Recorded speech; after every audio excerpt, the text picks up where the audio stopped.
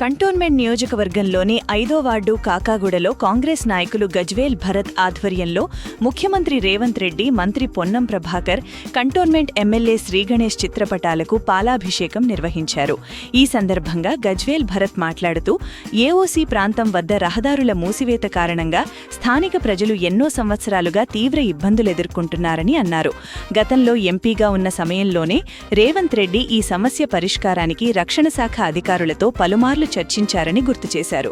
ముఖ్యమంత్రిగా బాధ్యతలు చేపట్టిన తర్వాత కూడా కంటోన్మెంట్ ప్రజల సమస్యలను మర్చిపోకుండా రహదారి నిర్మాణానికి రూ. 960 కోట్లతో అభివృద్ధి పనులకు శ్రీకారం చుట్టడం అభినందనీయమని పేర్కొన్నారు.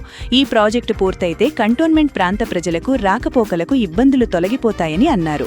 అలాగే కంటోన్మెంట్కు రావాల్సిన సర్వీస్ ఛార్జీల అంశంపై బీజేపీ, బీఆర్ఎస్ నాయకులు స్పందించాలని, ప్రజా సమస్యల పరిష్కారానికి కృషి చేయాలని డిమాండ్ చేశారు. ఈ కార్యక్రమంలో భిక్షపతి, పూర్వచందర్, సాయి, భరత్, సోను, అభిషేక్ తదితరులు పాల్గొన్నారు.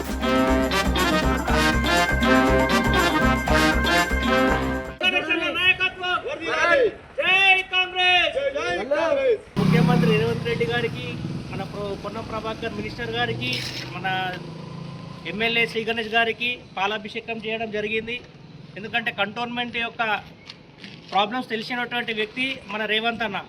ఎందుకంటే ఎంపీగా ఉన్నప్పటి నుంచి కంటోన్మెంట్ యొక్క స్థానికుల ఎదుర్కొంటున్నటువంటి సమస్యలు అతనికి క్షుణ్ణంగా తెలుసు కాబట్టి అంతకుముందు కూడా వచ్చి అప్పుడు బ్రిగేడియర్తో మాట్లాడి రోడ్ క్లోజర్ వల్ల ఎన్నో ప్రాబ్లంలు ఎదుర్కొన్నటువంటి సందర్భాలు ఎన్నో ఉన్నాయి.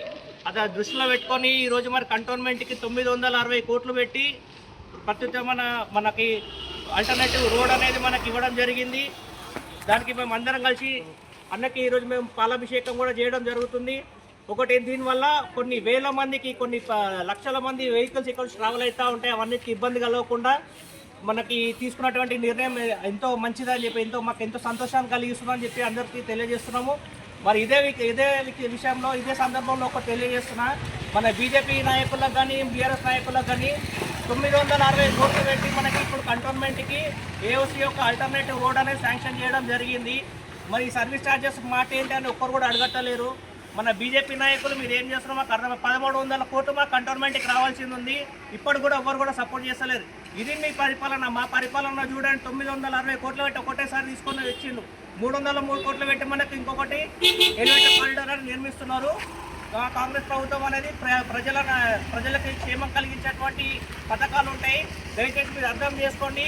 అందరు కూడా మాకు సహకరించాలని చెప్పేసి, ఇంకా టైం పడుతుండొచ్చు కానీ మేము అందరికీ ఏమేమి చేయాలో అన్నీ చేస్తాము.